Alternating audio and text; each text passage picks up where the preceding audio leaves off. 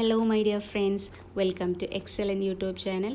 ഇന്ന് നമ്മൾ 9th standard social സയൻസിലെ 4ാമത്തെ ചാപ്റ്ററിൽ വളരെ പ്രധാനപ്പെട്ട കുറച്ച് ക്വസ്റ്റ്യൻസുമായിട്ടാണ് വന്നിട്ടുള്ളത്. Distribution of power in Indian constitution എന്ന ചാപ്റ്റർ വളരെ സിമ്പിളായിട്ടുള്ള ചാപ്റ്ററാണ്. അതിൽ നിന്നും നമുക്ക് ചാപ്റ്റർ ഫുള്ള് പഠിക്കാനില്ല അല്ലേ, 3rd റീഡിംഗ് വരെയൊക്കെ ക്വസ്റ്റ്യൻസ് വരാൻ സാധ്യതയുള്ളൂ. അപ്പോൾ അവിടെ നിന്നിട്ടുള്ള കുറച്ച് ഷോർട്ട് കുറച്ച് ക്വസ്റ്റ്യൻസ് ആയിട്ടാണ് വന്നിട്ടുള്ളത്. തീർച്ചയായിട്ടും നിങ്ങൾക്ക് ഉപകാരപ്പെടും. നമ്മുടെ ചാനൽ ആദ്യമായിട്ട് കാണുന്നവരാണെങ്കിൽ ചാനൽ സബ്സ്ക്രൈബ് ചെയ്യുക. വീഡിയോസ് ഇഷ്ടപ്പെട്ട് കഴിഞ്ഞാൽ ലൈക്ക് ചെയ്യുക. നിങ്ങളുടെ ഫ്രണ്ട്സിനൊക്കെ ഇപ്പോൾ തന്നെ ഷെയർ ചെയ്ത് കൊടുക്കുക. അപ്പം ആദ്യം തന്നെ നമ്മുടെ ഇന്ത്യൻ കോൺസ്റ്റിറ്റ്യൂഷനെ കുറിച്ചിട്ട് അറിയണം അല്ലേ. നമ്മുടെ ഇന്ത്യയുടെ കോൺസ്റ്റിറ്റ്യൂഷൻ എങ്ങനത്തെ കോൺസ്റ്റിറ്റ്യൂഷനാണ്? റിട്ടൺ ആണ്, എഴുതപ്പെട്ട കോൺസ്റ്റിറ്റ്യൂഷനാണ്. അതിനൊരു പ്രത്യേകതയുണ്ട്. എന്താണെന്ന് വെച്ചാൽ എഴുതപ്പെട്ട കോൺസ്റ്റിറ്റ്യൂഷനിൽ ഏറ്റവും വലിയ കോൺസ്റ്റിറ്റ്യൂഷനാണ് നമ്മുടെ ഇന്ത്യയിലെ കോൺസ്റ്റിറ്റ്യൂഷൻ അല്ലേ. അപ്പം നമ്മുടെ ഇന്ത്യൻ കോൺസ്റ്റിറ്റ്യൂഷൻ്റെ ചില ഇമ്പോർട്ടൻറ്റ് കാര്യങ്ങൾ നമ്മൾ അറിഞ്ഞിരിക്കണം. 1 വേർഡൊക്കെ ആയിട്ട് ചോദിക്കാൻ സാധ്യതയുണ്ട്. The constitution of India adopted on 26th November 1949 had 395 articles, 8 schedules in 22 parts. അപ്പോൾ നമ്മുടെ കോൺസ്റ്റിറ്റ്യൂഷന് എത്രയായിട്ടാണ് ഭാഗിച്ചിട്ടുള്ളത്? 22 ഭാഗങ്ങളുണ്ട് അല്ലേ, 22 പാർട്സ് ഉണ്ട്. അതിൽ 8 ഷെഡ്യൂൾസും 395 ആർട്ടിക്കിൾസുമാണുള്ളത്. ഓക്കെ, 22 പാർട്ട്, 8 ഷെഡ്യൂൾസ്, 395 ആർട്ടിക്കിൾസാണ്. ഇത് നമ്മുടെ കോൺസ്റ്റിറ്റ്യൂഷന് അഡോപ്റ്റ് ചെയ്തത് 26th November 1949 ആണ്, ഓർത്ത് വെക്കുക. ഇത് നിലവിൽ വന്നത് constitution came in to force എന്നാണ് 26th January 1950 ആണ് കേട്ടോ. അപ്പം രണ്ടും 26 ആണ്. 26 November 1949 ഇങ്ങനെ ഒരു കോൺസ്റ്റിറ്റ്യൂഷൻ വേണമെന്ന് കാര്യം അഡോപ്റ്റ് ചെയ്തു. 26 January 1950 ഇങ്ങനെ ഒരു കോൺസ്റ്റിറ്റ്യൂഷൻ നമ്മുടെ ഇന്ത്യയിൽ നിലവിൽ വന്നു കേട്ടോ. ഇനി പ്രധാനപ്പെട്ട ഒരു ക്വസ്റ്റ്യനാണ് നമ്മുടെ കോൺസ്റ്റിറ്റ്യൂഷൻ്റെ ഫീച്ചേഴ്സ്. എസ് ആയിട്ടൊക്കെ ചോദിക്കാൻ സാധ്യതയുള്ള ഒരു ഷോർട്ട് ക്വസ്റ്റ്യനാണ്. അപ്പോൾ 6 മാർക്കിന് ചോദിക്കാൻ സാധ്യതയുണ്ട്. അപ്പോൾ നമ്മുടെ കോൺസ്റ്റിറ്റ്യൂഷൻ്റെ ഫീച്ചേഴ്സ് ഏതൊക്കെയാണ്? വളരെ സിമ്പിളായിട്ട് ഇപ്പം തന്നെ പഠിച്ചേക്കുക. നമ്മുടെ കോൺസ്റ്റിറ്റ്യൂഷൻ ലാർജസ്റ്റ് റിട്ടൺ കോൺസ്റ്റിറ്റ്യൂഷനാണ്. എഴുതപ്പെട്ട ഭരണഘടനയിൽ ഏറ്റവും വലിയ ഒരു ഭരണഘടനയാണ് നമ്മുടെ ഇന്ത്യൻ കോൺസ്റ്റിറ്റ്യൂഷൻ എന്ന് പറയുന്നത്. അപ്പോൾ ഫസ്റ്റ് വൺ ലാർജസ്റ്റ് റിട്ടൺ കോൺസ്റ്റിറ്റ്യൂഷനാണ്. അതുപോലെ പാർലമെൻ്ററി ഡെമോക്രസിയാണ് അല്ലേ. നമ്മുടേത് ഒരു ഡെമോക്രാറ്റിക് കൺട്രിയാണ്. അപ്പോൾ നമ്മുടെ രണ്ടാമത്തെ ഫീച്ചർ, കോൺസ്റ്റിറ്റ്യൂഷൻ്റെ രണ്ടാമത്തെ ഫീച്ചർ എന്ന് പറഞ്ഞാൽ പാർലമെൻ്ററി ഡെമോക്രസിയാണ്. അതുപോലെ റിജിഡ് ആൻഡ് ഫ്ലെക്സിബിൾ സ്ട്രക്ചർ. മൂന്നാമത്തേത് എന്താണ്? Rigid and flexible structure. നല്ല കർക്കശമായിട്ടുള്ളതും അതുപോലെ ഫ്ലെക്സിബിളായിട്ടുള്ള ഒരു കോൺസ്റ്റിറ്റ്യൂഷനാണ് നമ്മുടേത്. 4ാമത്തെ ഫീച്ചറാണ് fundamental rights and fundamental duties. മൗലിക അവകാശങ്ങളും മൗലിക കടമകളും നമ്മുടെ കോൺസ്റ്റിറ്റ്യൂഷനിൽ പറയുന്നുണ്ട്. അതുപോലെ directive principles of the state പോളിസിയും ഇതിലുണ്ട്. പിന്നെ federalism with a strong central government, ഒരു സ്ട്രോങ് ആയിട്ടുള്ള സെൻട്രൽ ഗവൺമെൻറ് നമുക്കുണ്ട്. അതുപോലെ ബൈക്യാമറൽ ലെജിസ്ലേച്ചേഴ്സാണ്. എന്താ ബൈക്യാമറൽ ലെജിസ്ലേച്ചർ എന്ന് പറഞ്ഞാൽ 2 ഹൗസസ് ഉണ്ട് അല്ലേ, നമുക്ക് രാജ്യസഭയും ലോക്സഭയും. അപ്പോൾ ഒന്ന് ജസ്റ്റ് നമ്മുടെ ടെക്സ്റ്റ് ബുക്കിൽ ക്ലിയർ ആയിട്ട് കൊടുത്തിട്ടുണ്ട് പച്ച കളറിൽ. അപ്പം ഓരോന്നും എടുത്ത് വായിച്ചിട്ട് തന്നെ എസ് ആയിട്ട് ചോദിക്കുകയാണെങ്കിൽ ആ ഓരോ ഫീച്ചറും എടുക്കുക. അതിന് നിങ്ങൾക്ക് മനസ്സിലായ കാര്യങ്ങൾ ജസ്റ്റ് ഒന്ന് എഴുതി വെക്കുക. അപ്പം ആദ്യത്തെ നോക്കുക, ലാർജസ്റ്റ് റിട്ടൺ കോൺസ്റ്റിറ്റ്യൂഷൻ ആണ് അല്ലേ. A comprehensive and extensive document containing about 1.5 million words. നമ്മുടെ കോൺസ്റ്റിറ്റ്യൂഷനിൽ എത്ര വേർഡ്സ് ഉണ്ടെന്ന് പറയുന്നത് 1.5 million വേർഡ്സ് ഉണ്ട്. Detail content considering the diversity and vastness of the country. നമ്മുടെ രാജ്യത്തിനെ കുറിച്ചിട്ടുള്ള എല്ലാ കംപ്ലീറ്റ് ഡീറ്റെയിൽസും അതിലടങ്ങിയിട്ടുണ്ട്. പല ഡൈവേഴ്സായിട്ടുള്ള ഒരു രാജ്യമാണ് നമ്മുടേത് അല്ലേ. അതുപോലെ വാസ്റ്റ്നെസ് എല്ലാം ഇൻക്ലൂഡ് ചെയ്തിട്ടുണ്ട്. ഇനി പാർലമെൻ്ററി ഡെമോക്രസി. എന്താ പാർലമെൻ്ററി ഡെമോക്രസി എന്ന് പറഞ്ഞാൽ members of the executive are drawn from the legislature and the legislature controls the executive. നമ്മുടെ ഒരു പ്രത്യേകത എന്താണെന്ന് വെച്ചാൽ എക്സിക്യൂട്ടീവ് എന്ന് പറഞ്ഞാൽ ആരാണ്? നമ്മൾ ഭരിക്കുന്ന ആളുകൾ അല്ലേ. അപ്പോൾ members of the executive are drawn from the ലെജിസ്ലേച്ചറിൽ നിന്നാണ് നമ്മുടെ പാർലമെൻ്റ് അല്ലേ. ലെജിസ്ലേച്ചറിന് മറ്റൊരു വേർഡാണ് പാർലമെൻറ്റ്. ഈ ലെജിസ്ലേച്ചറിൽ നിന്നാണ് നമ്മുടെ എക്സിക്യൂട്ടീവിനെ തിരഞ്ഞെടുക്കുന്നത്. അതുപോലെ ദ ലെജിസ്ലേച്ചർ കൺട്രോൾസ് എക്സിക്യൂട്ടീവ്. ലെജിസ്ലേച്ചറാണ് നമ്മുടെ എക്സിക്യൂട്ടീവിനെ കൺട്രോൾ ചെയ്യുന്നത്. അതുകൊണ്ടാണ് പാർലമെൻ്ററി ഡെമോക്രസി എന്ന് പറയുന്നത്.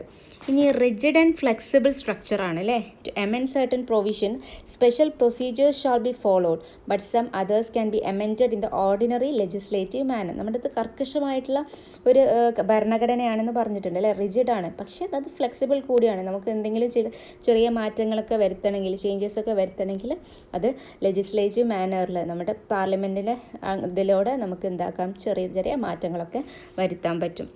അതുപോലെ നമുക്ക് ഫണ്ടമെൻ്റൽ റൈറ്റ്സും ഫണ്ടമെൻ്റൽ ഡ്യൂട്ടീസും ഉണ്ട്. 4ാമത്തെ ഫീച്ചറാണ് fundamental rights and fundamental duties. Fundamental rights guaranteed by the state to every individual. ഈ മൗലിക അവകാശങ്ങൾ എന്ന് പറഞ്ഞാൽ നമ്മുടെ രാജ്യത്തിലുള്ള ഓരോ ഇൻഡിവിജ്വലും ഇത് ഗ്യാരണ്ടി ചെയ്യുന്നതാണ്. അതുപോലെ ചില കടമകളുണ്ട്. നമ്മുടെ ഇന്ത്യൻ പൗരനായിട്ടുണ്ടെങ്കിൽ നമ്മുടെ രാജ്യത്തിനോട് നമ്മൾ ചില കടമകളും റെസ്പോൺസിബിലിറ്റീസും നമുക്കുണ്ട്, അതുകൂടി നമ്മൾ നിറവേറ്റണം. ഇനി 5ാമത്തെ ഫീച്ചറാണ് directive principles of state policy. The direction given to the state for the socio economic development of the nation. അല്ലേ, നമ്മുടെ രാജ്യത്തിന് വേണ്ടിയിട്ടുള്ള സാമ്പത്തികമായിട്ടും സാമൂഹികപരമായിട്ടുള്ള വികസനത്തിന് വേണ്ടിയിട്ടുള്ള എല്ലാ ഡയറക്ഷൻസും, നമ്മുടെ രാജ്യത്തിന് വേണ്ടിയിട്ടുള്ള എല്ലാ ഡയറക്ഷൻസും നമ്മൾ എവിടെ കൊടുത്തിട്ടുണ്ട്? നമ്മുടെ കോൺസ്റ്റിറ്റ്യൂഷനിൽ പറയുന്നുണ്ട്. നമ്മുടെ രാജ്യത്തിന് വേണ്ടിയിട്ടുള്ള ഓരോ സാമ്പത്തികവും സാമൂഹികമായിട്ടുള്ള വികസനത്തിന് വേണ്ടിയിട്ട് ഉള്ള എല്ലാ ഡയറക്ഷൻസും ഏതിൽ കൊടുത്തിട്ടുണ്ട്? കോൺസ്റ്റിറ്റ്യൂഷനിൽ കൊടുത്തിട്ടുണ്ട്. അതാണ് directive principles of state policy എന്ന് പറഞ്ഞാൽ.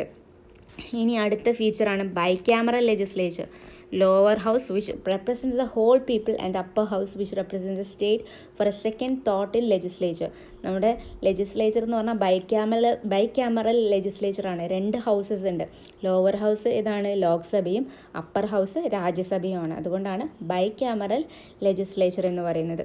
പിന്നെ federalism with a strong central government. എന്താ federalism with a strong central government എന്ന് പറയുന്നത്? Division of powers between the center and the states. However, the constitution enshrines some special powers that give the center an upper hand. Federalism എന്ന് പറഞ്ഞാൽ നമ്മുടെ ഭരണത്തിൻ്റെ power 2ആയിട്ട് കൊടുത്തിട്ടുണ്ട്, അല്ലേ? 2 ആൾക്കുണ്ട്, സെൻറ്ററിനും ഉണ്ട് സ്റ്റേറ്റിനും ഉണ്ട്. നമ്മുടെ സെൻറ്ററിലും ഒന്നുണ്ട്, അതുപോലെ ഓരോ സംസ്ഥാനത്തിനും പവർ കൊടുത്തിട്ടുണ്ട്. അപ്പം പിന്നെ പ്രത്യേകത എന്താണ്? The constitution enshrines some special powers that give the സെൻറ്ററിന്, നമ്മുടെ സെൻട്രൽ ഗവൺമെൻറ്റിന് ഒരു അപ്പർ ഹാൻഡ്, കുറച്ചും കൂടി കൂടുതൽ പവർ ആർക്കാണ്? നമ്മുടെ സെൻട്രൽ ഗവൺമെൻറ്റിനാണ്. അതുകൊണ്ടാണ് federalism with a strong central government എന്ന് പറയാൻ കാരണം. അതുപോലെ an independent and impartial judiciary. എന്ന് പറഞ്ഞാൽ എന്താ? നമ്മുടെ നീതിന്യായം എന്ന് പറഞ്ഞാൽ നമ്മുടെ കോടതിയാണ്, അല്ലേ? അവിടെ എന്താണ്? നല്ല സ്വതന്ത്രമായിട്ടുള്ളതും പാർഷ്യാലിറ്റി ഒന്നും കാണിക്കാത്ത ഒരു നീതിന്യായ വ്യവസ്ഥ നമുക്കുണ്ട്, ഒരു ജുഡീഷ്യറി നമുക്കുണ്ട്. ജുഡീഷ്യറി സിസ്റ്റം എന്താണ്? ഫ്രീ ആണ്. ലെജിസ്ലേച്ചറിലാണോ തെറ്റ് ചെയ്തത്, എക്സിക്യൂട്ടീവ് അംഗങ്ങളാണോ തെറ്റ് ചെയ്തത്, അവരെ ശിക്ഷിക്കാൻ അല്ലെങ്കിൽ അവരെയും കൺട്രോൾ ചെയ്യാൻ ആർക്ക് അവകാശമുണ്ട്? ജുഡീഷ്യറിക്ക് കഴിവുണ്ട്. അതുപോലെ ഇൻഡിപെൻഡൻറ്റ് കോൺസ്റ്റിറ്റ്യൂഷണൽ ഇൻസ്റ്റിറ്റ്യൂഷൻ. എന്താ ഇൻഡിപെൻഡൻറ്റ് കോൺസ്റ്റിറ്റ്യൂഷണൽ ഇൻസ്റ്റിറ്റ്യൂഷൻസ് എന്ന് പറഞ്ഞാൽ? Independent constitutional institution make the democratic system broad and meaning. നമുക്ക് സ്വതന്ത്രമായിട്ടുള്ള ഭരണഘടനാ സ്ഥാപനങ്ങളുണ്ട്, ഇൻഡിപെൻഡൻ്റ് ആയിട്ടുള്ള ഭരണഘടന കോൺസ്റ്റിറ്റ്യൂഷണൽ ഇൻസ്റ്റിറ്റ്യൂഷൻ ഉണ്ട്. ഓക്കെ, ഇത്രയും ഫീച്ചേഴ്സാണ്. വളരെ സിമ്പിളാണ്, നമുക്ക് പെട്ടെന്ന് പഠിക്കാൻ പറ്റുന്ന സിമ്പിളായിട്ടുള്ള കാര്യങ്ങളാണ്. അപ്പം ഈ ഫീച്ചർ പഠിക്കാതെ ഒറ്റ കുട്ടികളും എക്സാമിന് പോരുത് കേട്ടോ. ക്ലിയർ ആയിട്ടുണ്ടെന്ന് വിചാരിക്കുന്നു. ഇനി നമ്മുടെ ഇന്ത്യൻ ഫെഡറലിസം എന്താണെന്നും അതുപോലെ ഫെഡറലിസത്തിൻ്റെ കാര്യങ്ങളും കൂടി പഠിച്ചു വെക്കാം. Indian federalism is A system of administration in which power is divided between 2 levels of government on the constitution. നമ്മുടെ ഭരണഘടനയിൽ നമ്മുടെ ഗവൺമെൻറ് 2 ലെവലായിട്ടാണ് പവർ കൊടുത്തിട്ടുള്ളത്. സെൻട്രൽ ഗവൺമെൻറ്റും അതുപോലെ സ്റ്റേറ്റ് ഗവൺമെൻറ്റും ഉണ്ട്. സെൻട്രൽ ഗവൺമെൻറ്റിനാണ് കൂടുതൽ പവർ ഉള്ളത്. അതുപോലെ ഓരോ സംസ്ഥാനങ്ങൾക്കും എന്തുണ്ട്? അവർക്കും പവർ കൊടുത്തിട്ടുണ്ട്. അതിനെയാണ് ഫെഡറലിസം എന്ന് പറയുന്നത്. ഓക്കെ, അപ്പോൾ federalism is A system of administration in which power is divided between 2 levels of government. ഏതൊക്കെയാണ് 2 ലെവൽസ്? നമ്മുടെ സെൻട്രലും സ്റ്റേറ്റ് ഗവൺമെൻറ്റും. ഇനി find and the list the reason why India adopted the federal system. എന്തുകൊണ്ടാണ് നമ്മുടെ India federal system adopt ചെയ്യാൻ കാരണം? Promotion of democracy, protection of regional interest, administrative efficiency, unity in diversity. നമ്മുടെ democracy, അല്ലേ? ജനാധിപത്യം, നമ്മൾ ജനങ്ങളാണ് ഇമ്പോർട്ടൻസ് ഉള്ളത്. ജനങ്ങളാണ് നമ്മുടെ ഓരോ സ്ഥാനാർത്ഥിയെയും അല്ലെങ്കിൽ ഓരോ നമ്മുടെ എക്സിക്യൂട്ടീവിനെയും തിരഞ്ഞെടുക്കുന്നത് ഇലക്ഷനിലൂടെ. അപ്പോൾ ഡെമോക്രസി ഒന്നുകൂടി പ്രൊമോട്ട് ചെയ്യാൻ, അതുപോലെ നമ്മുടെ റീജിയണൽ ഇൻട്രസ്റ്റ്, ഓരോ പ്രദേശത്തുമുള്ള ഇൻട്രസ്റ്റ്, അല്ലേ? അത് പ്രൊട്ടക്റ്റ് ചെയ്യാനും ഭരണത്തിൽ കുറച്ചും കൂടി എഫിഷ്യൻ്റ് ആവാനും അതുപോലെ യൂണിറ്റി ഇൻ ഡൈവേഴ്സിറ്റി, നമ്മുടെ ഇതൊരു ഡൈവേഴ്സ് ആയിട്ടുള്ള ഒരു രാജ്യമാണ് അല്ലേ, വെറൈറ്റി ഓഫ് ആളുകളുള്ള, പല ഭാഷകൾ സംസാരിക്കുന്ന, പല ജാതിയിലുള്ള, പല മതത്തിലുള്ള ഒക്കെ ഡൈവേഴ്സ് ആയിട്ടുള്ള, അപ്പോൾ അതിലൊക്കെ ഒരു ഒത്തൊരുമ കൊണ്ടുവരാനും വേണ്ടിയിട്ടാണ് നമ്മൾ ഫെഡറൽ സിസ്റ്റം കൊണ്ടുവന്നിട്ടുള്ളത് കേട്ടോ. ഇനി വളരെ പ്രധാനപ്പെട്ട ഫീച്ചേഴ്സ് കഴിഞ്ഞാൽ നിങ്ങൾക്ക് ചോദിക്കാൻ ഈ ചാപ്റ്ററിൽ സാധ്യതയുള്ളൊരു ക്വസ്റ്റ്യനാണ് ഇന്ത്യൻ ഫെഡറലിസത്തിൻ്റെ ഫീച്ചേഴ്സ്. ഇന്ത്യൻ ഫെഡറലിസത്തിൻ്റെ ഫീച്ചേഴ്സ് ഏതൊക്കെയാണെന്ന് നോക്കിക്കേ. A common constitution for the central and the state അല്ലേ, നമ്മുടെ സംസ്ഥാനത്തിനും രാജ്യത്തിനുമായിട്ട് എന്തുണ്ട്, ഒരു കോമൺ കോൺസ്റ്റിറ്റ്യൂഷനാണ്, ഒരൊറ്റ ഭരണഘടനയാണ് നമ്മുടെ സെൻട്രലിനും സ്റ്റേറ്റിനുമായിട്ടുള്ളത്. സോവറൈനിറ്റി ഓഫ് ദ കോൺസ്റ്റിറ്റ്യൂഷൻ. എന്താ സോവറൈനിറ്റി എന്ന് പറഞ്ഞാൽ? പരമാധികാരം. ഭരണഘടനയ്ക്ക് എന്തുണ്ട്, ഒരു പരമാധികാരം, ഒരു പവർ ഉണ്ട് അല്ലേ. സിംഗിൾ സിറ്റിസൺഷിപ്പാണ് നമ്മുടെ രാജ്യത്തിൻ്റെ സിറ്റിസൺഷിപ്പ്. എങ്ങനെയാണ്? ഏക പൗരത്വമാണ് അല്ലേ. നമ്മുടെ ഇന്ത്യയിൽ ഒരു സ്ഥലത്ത്, ഒരു രാജ്യത്ത് പോയിട്ട് പൗരനാവാൻ പറ്റും. നമ്മുടെ ഇന്ത്യയിൽ പൗരനാണെങ്കിൽ വേറെ എവിടെയും പോയിട്ട് പൗരനാവാൻ പറ്റില്ല. അപ്പോൾ സിംഗിൾ സിറ്റിസൺഷിപ്പാണ്. The central has an upper power hand in the powers to amend the constitution. Central ഗവൺമെൻറ്റിന് കുറച്ചും കൂടി പവർ കൂടുതലുണ്ട്. കോൺസ്റ്റിറ്റ്യൂഷനിൽ എന്തെങ്കിലും മാറ്റം വരുത്താൻ ആർക്കാ പവർ ഉള്ളത്? സെൻറ്ററിനാണ്. അതുപോലെ ബൈക്യാമറൽ ലെജിസ്ലേച്ചറാണ്. നമ്മുടെ ലെജിസ്ലേച്ചർ എന്ന് പറഞ്ഞാൽ ബൈക്യാമറലാണ്. 2 ഹൗസസ് ഉണ്ട്, നമ്മൾ നേരത്തെ പറഞ്ഞു അല്ലേ, രാജ്യസഭയും ലോക്സഭയും ഉണ്ട്. ഇനി division of powers between the central and the state. നമ്മുടെ സ്റ്റേറ്റിൻ്റെ അല്ലെങ്കിൽ നമ്മുടെ രാജ്യത്തിൻ്റെ പവർ എങ്ങനെ ഡിവൈഡ് ചെയ്തിട്ടുള്ളത്? സെൻട്രലായിട്ടും 2ആയിട്ട് ഡിവൈഡ് ചെയ്തിട്ടുണ്ട്. സെൻട്രലും ഉണ്ട്, സ്റ്റേറ്റിലും ഉണ്ട്. In the division of powers more subjects and the key powers are with the centre. നമ്മുടെ പവറിൽ എങ്ങനെയെന്ന് വെച്ചാൽ in the division of powers more subjects and key powers to the centre. കൂടുതൽ സെൻട്രൽ ഗവൺമെൻറ്റിനാണ് കൂടുതൽ പവർ ഉള്ളത്, അത് പഠിച്ചു വെക്കുക. അതുപോലെ നമുക്ക് എന്തുണ്ട്, ഇൻഡിപെൻഡൻ്റ് ആയിട്ടുള്ള ഒരു ജുഡീഷ്യറി ഉണ്ട്. കുറേ ഇത് നമ്മുടെ ഫീച്ചർ സെയിം ആണ്, മറ്റേത് നോക്കുന്ന സമയത്ത് സെയിം ഫീച്ചേഴ്സാണ് ഇവിടെ ഉള്ളത്. അപ്പം ഇത്രയും ഫീച്ചേഴ്സ് ഒരു 5-6 ഫീച്ചേഴ്സ് എങ്കിലും മിനിമം പഠിച്ചു വെക്കാം കേട്ടോ. അപ്പോൾ ഇന്ത്യൻ ഫെഡറലിസത്തിൻ്റെ ഫീച്ചേഴ്സും വളരെ ഇമ്പോർട്ടൻ്റ് ആണ്. ഇനി division of powers in the 7th schedule. ചോദ്യം ചിലപ്പോൾ ഇങ്ങനെ ചോദിക്കാം, explain the division of powers in the 7th schedule. അപ്പം ഇങ്ങനെ 7ാമത്തെ ഷെഡ്യൂളിൽ നമ്മുടെ പവർ ഡിവൈഡ് ചെയ്തിട്ടായി കാണിക്കുന്നുണ്ട്. അതെങ്ങനെയാണ്, എന്തുകൊണ്ടാണ് ജസ്റ്റിഫൈ ചെയ്യാമെന്നൊക്കെ ഒന്നും ചോദിക്കാം. അപ്പം 7th ഷെഡ്യൂളിൽ നമ്മുടെ പവർ ഡിവൈഡ് ചെയ്തിട്ടുള്ളത് 3 എണ്ണാക്കിയിട്ടാണ്. ഏതൊക്കെയാണ്? Union list, state list, concurrent list. ഏതൊക്കെയാണ്? Union list, state list, concurrent list. അപ്പോൾ എന്താ യൂണിയൻ ലിസ്റ്റ് എന്ന് പറഞ്ഞാൽ? This is a list of subjects which the union government has exclusive law making power. ചില സബ്ജക്ട്സിൽ, ചില കാര്യങ്ങളിൽ നമ്മുടെ യൂണിയൻ ഗവൺമെൻറ്റിന്, സെൻട്രൽ ഗവൺമെൻറ്റിനാണ് ലോ മേക്കിംഗ്, നിയമം ഉണ്ടാക്കാനുള്ള പവർ ഉള്ളത്, അല്ലെങ്കിൽ അത് എക്സിക്യൂട്ട് ചെയ്യാനുള്ള പവർ ഉള്ളത്. അതിനെയാണ്, ആ ലിസ്റ്റിനെയാണ് നമ്മൾ യൂണിയൻ ലിസ്റ്റ് എന്ന് പറയുന്നത്. When the constitution came in to force there were 97 subject. അപ്പോൾ യൂണിയൻ ലിസ്റ്റിൽ ഭരണഘടന വന്ന സമയത്ത് 97 സബ്ജക്റ്റാണ് ഉണ്ടായിരുന്നത്. അപ്പം ഇതിൻ്റെ എക്സാമ്പിൾസും പഠിച്ചു വെക്കണം. ഏതൊക്കെയാണ്? Foreign affairs, defence, railways, banking, citizenship. Okay, foreign affairs എന്ന് പറഞ്ഞാൽ എന്താണ്? മറ്റ് രാഷ്ട്രങ്ങളുമായിട്ടുള്ള കാര്യങ്ങൾ. അതുപോലെ ഡിഫെൻസ്, ആർമി, നേവി, ഇതിനൊക്കെ പറ്റിയിട്ട് ഏത് ലിസ്റ്റിലാണ് പറയുന്നത്? യൂണിയൻ ലിസ്റ്റിലാണ്. Railways, banking, citizenship. ഇനി അടുത്ത ലിസ്റ്റാണ് സ്റ്റേറ്റ് ലിസ്റ്റ്. യൂണിയൻ ലിസ്റ്റ് നമ്മൾ പറഞ്ഞു, ചില സബ്ജക്ട്സ് ആരാണ് കൈകാര്യം ചെയ്യുന്നത്? നിയമം ഉണ്ടാക്കുന്നതും അത് എക്സിക്യൂട്ട് ചെയ്യുന്നതും നമ്മുടെ സെൻട്രൽ ഗവൺമെൻറ് ആണ്. അതിനെയാണ് നമ്മൾ യൂണിയൻ ലിസ്റ്റ് എന്ന് പറയുന്നത്. ഇനി സ്റ്റേറ്റ് ലിസ്റ്റ് എന്താണ്? ചില ലിസ്റ്റ് ഓഫ് സബ്ജക്ട്സ്, ചില സബ്ജക്ട്സ് ആരാണ് കൈകാര്യം ചെയ്യുന്നത്? സ്റ്റേറ്റ് ഗവൺമെൻറ് ആണ്, നമ്മുടെ സംസ്ഥാന ഗവൺമെൻറ്റാണ് കൈകാര്യം ചെയ്യുന്നത്. അവരെ ആ പ്രത്യേക ലിസ്റ്റിനെ, ആ പ്രത്യേക സബ്ജക്ട്സിനെയാണ് നമ്മൾ സ്റ്റേറ്റ് ലിസ്റ്റ് എന്ന് പറയുന്നത്. ചില സബ്ജക്ട്സ്, ചില കാര്യങ്ങൾ അല്ലെങ്കിൽ ചില മേഖലകൾ ആരാണ് എക്സിക്യൂട്ട് ചെയ്യുന്നത് അല്ലെങ്കിൽ നിയമം ഉണ്ടാക്കുന്നത്? സ്റ്റേറ്റ് ഗവൺമെൻറ് ആണ്.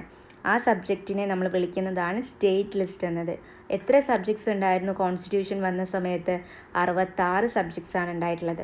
അപ്പോൾ സ്റ്റേറ്റ് ലിസ്റ്റ്, സംസ്ഥാന ഗവൺമെൻറ്റിൻ്റെ പവറുള്ള ചില മേഖലകൾ നോക്കിയാലോ? Agriculture, jails, police, local government ഒക്കെ സ്റ്റേറ്റ് ലിസ്റ്റിൽ ഉൾക്കൊള്ളുന്നതാണ് കേട്ടോ. ഇനി കൺകറൻറ്റ് ലിസ്റ്റ്. കൺകറൻറ്റ് ലിസ്റ്റ് എന്ന് പറഞ്ഞാൽ ഇത് രണ്ടും, ഒന്ന് യൂണിയൻ ഗവൺമെൻറ്റാണ്, സെൻട്രൽ ഗവൺമെൻറ്റിനാണ് പവർ, ഒന്നിൽ നമ്മുടെ സ്റ്റേറ്റ് ഗവൺമെൻറ്റിനാണ്. ഇവിടെ കൺകറൻറ്റ് ലിസ്റ്റിൽ ചില സബ്ജക്ട്സിൽ 2 ആൾക്കും പവർ ഉണ്ട്. This is a list of subjects over which both the central and the state government have legislative powers. രണ്ടാൾക്കും അല്ലേ, സ്റ്റേറ്റിനും അതുപോലെ സെൻട്രലിനും പവർ ഉണ്ട്. ഇതിനെയാണ് നമ്മൾ കൺകറൻറ്റ് ലിസ്റ്റ് എന്ന് വിളിക്കുന്നത്. ഓക്കെ, 47 സബ്ജക്ട്സ് ആയിരുന്നു കൺകറൻറ്റ് ലിസ്റ്റിൽ ഭരണഘടന വരുന്ന സമയത്ത് വന്ന ടൈമിന് ഉണ്ടായിട്ടുണ്ടായിരുന്നത്. ഇതിന് എക്സാമ്പിൾസാണ് education, forestry, trade unions, marriage, birth, death ഒക്കെ. അപ്പോൾ ഇതിൻ്റെയൊക്കെ രജിസ്ട്രേഷൻ അപ്പോൾ കൺകറൻറ്റ് ലിസ്റ്റിൽ ഇൻക്ലൂഡഡ് ആണ്. എഡ്യൂക്കേഷൻ കാര്യങ്ങളൊക്കെ ആരാണ് കൈകാര്യം ചെയ്യുന്നത്? രണ്ടാം സംസ്ഥാനത്തിനും ഉണ്ട്, സെൻട്രലിനും ഉണ്ട് പവർ. ഇനി ഫോറസ്റ്റ് കാര്യങ്ങളായിക്കോട്ടെ, ട്രേഡ്, മാരേജ്, ബർത്ത്, ഇതിലൊക്കെ നമ്മുടെ സെൻറ്ററിനും സ്റ്റേറ്റിനും പവറുണ്ട്. ഇനി ഇതിലൊന്നും ഇല്ലാത്ത നമ്മുടെ യൂണിയൻ ലിസ്റ്റിലോ സ്റ്റേറ്റ് ലിസ്റ്റിലോ അതുപോലെ കൺകറൻറ്റ് ലിസ്റ്റിലോ ഒന്നും ഇല്ലാത്ത സബ്ജക്ട്സ് അതിനെയാണ് നമ്മൾ റെസിജ്വറി പവേഴ്സ് എന്ന് വിളിക്കുന്നത്. എന്താണ്? Subjects which are not included in the above 3 list are called residuary powers. Okay, അതിനൊരു എക്സാമ്പിളാണ് സൈബർ ലോസ് കേട്ടോ. സൈബർ ലോസ് എന്തിന് എക്സാമ്പിളാണ്?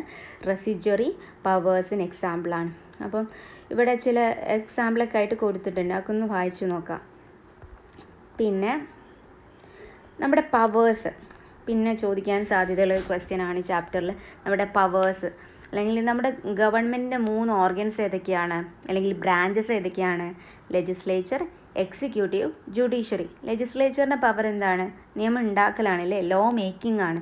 ഇനി എക്സിക്യൂട്ടീവിൻ്റെ ലോ ഇംപ്ലിമെൻറ്റ് ചെയ്യുന്നത് അല്ലേ, നടപ്പിലാക്കലാണ് എക്സിക്യൂട്ടീവിൻ്റെ പണി. ജുഡീഷ്യറി ആണെങ്കിൽ അത് ഇൻ്റർപ്രറ്റ് ചെയ്യൽ ജുഡീഷ്യറിയുടെ പവറാണ്. അപ്പോൾ 3 organs of government legislature, executive, ജുഡീഷ്യറിയാണ്.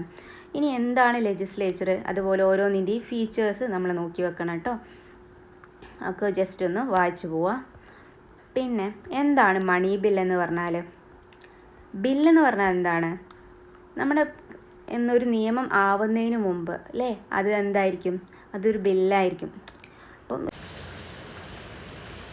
ഇനി ചോദിക്കാൻ സാധ്യതയുള്ള മറ്റൊരു ക്വസ്റ്റ്യനാണ് different stages through which a bill becomes a law. ഒരു ബില്ല് ഒരു ലോ ആകുന്നതിൻ്റെ 3 സ്റ്റേജസ് ഏതൊക്കെയാണ്? 3 സ്റ്റേജസ് ആണുള്ളത്. ഒന്ന് first reading, second reading and third reading. അപ്പം ആദ്യമായിട്ട് ഈ ഒരു ബില്ല് വന്നിട്ടുണ്ടെങ്കിൽ അതെന്താണ് ചെയ്യുക? ഒരു മിനിസ്റ്ററോ അല്ലെങ്കിൽ ഒരു പ്രൈവറ്റ് മെമ്പറോ എന്ത് ചെയ്യും? ഒരു ഹൗസിൽ ഒന്നെങ്കിൽ രാജ്യസഭയിലോ അല്ലെങ്കിൽ ലോക്സഭയിലോ ആരെങ്കിലും കൊണ്ടുപോയി പ്രസൻറ്റ് ചെയ്യും ആ ബില്ല്. മണി ബില്ലാവരുത്, മറ്റേതെങ്കിലും ഒരു ബില്ല് അവിടെ കൊണ്ട് പ്രസൻറ്റ് ചെയ്യും. അതിനെയാണ് ഫസ്റ്റ് റീഡിങ് എന്ന് പറയുന്നത്. രണ്ടാമത്തെ റീഡിങ്ങിൽ, സെക്കൻഡ് റീഡിങ്ങിൽ അവിടെ എന്താ സംഭവിക്കുന്നതെന്ന് വെച്ചാൽ ഈ ബില്ലിനെ പറ്റിയിട്ട് അവിടെയുള്ള ആളുകൾ ഡിസ്കസ് ചെയ്യും, അതുപോലെ ഡിബേറ്റൊക്കെ നടത്തും. അതിലെന്തെങ്കിലും ചേഞ്ചസ് വരുത്തണോ, അമെൻമെൻറ്റ് വരുത്തണോ എന്നൊക്കെ കാണിക്കുന്നത് സെക്കൻഡ് റീഡിങ്ങിലാണ്. ഇനി തേർഡ് റീഡിങ്ങിലാണെങ്കിൽ the house approves or rejects a bill. ഈ ബില്ലിനെ അപ്രൂവ് ചെയ്യണോ അല്ലെങ്കിൽ റിജക്റ്റ് ചെയ്യണോ എന്ന് തീരുമാനിക്കുന്നത് തേർഡ് റീഡിങ്ങിലാണ്. അപ്പോൾ ഈ റീഡിംഗ് ഒക്കെ കഴിഞ്ഞ് കഴിഞ്ഞാൽ ഇതേ സംഭവം തന്നെ ഈ 3 സ്റ്റേജസ് അല്ലെങ്കിൽ 3 റീഡിങ് എവിടെയും നടക്കും? ആദ്യം രാജ്യസഭയിലാണ് നടന്നതെങ്കിൽ ഇതേ 3 സ്റ്റെപ്പ് ഇനി ലോക്സഭയിലും നടക്കും. ഈ സ്റ്റെപ്പ് റിപ്പീറ്റ് ചെയ്തതിന് ശേഷമാണ് ഇതെവിടേക്ക് പോവുക? നമ്മുടെ പ്രസിഡൻറ്റിൻ്റെ അടുത്തേക്ക് പോവുക. അപ്പോൾ ഈ പ്രസിഡൻറ്റിൻ്റെ അടുത്ത് പോയിട്ട് പ്രസിഡൻറ്റ് ഇത് എന്താക്കണം? ഒപ്പിട്ടാലേ അല്ലെങ്കിൽ അപ്രൂവ് ചെയ്താലേ ഇതെന്തായിട്ട് മാറുള്ളൂ? ഒരു ലോ ആയിട്ട്, ഒരു നിയമമായിട്ട് ഈ ബില്ല് മാറുള്ളൂ. ഓക്കെ, സോ ഈ ചാപ്റ്ററിൽ നിന്ന് ചോദിക്കാൻ സാധ്യതയുള്ള എല്ലാ ക്വസ്റ്റ്യൻസും പറഞ്ഞിട്ടുണ്ട്. അപ്പം ഇതെല്ലാം ഷുവറായിട്ട് പഠിച്ചിട്ട് തന്നെ പോവാം.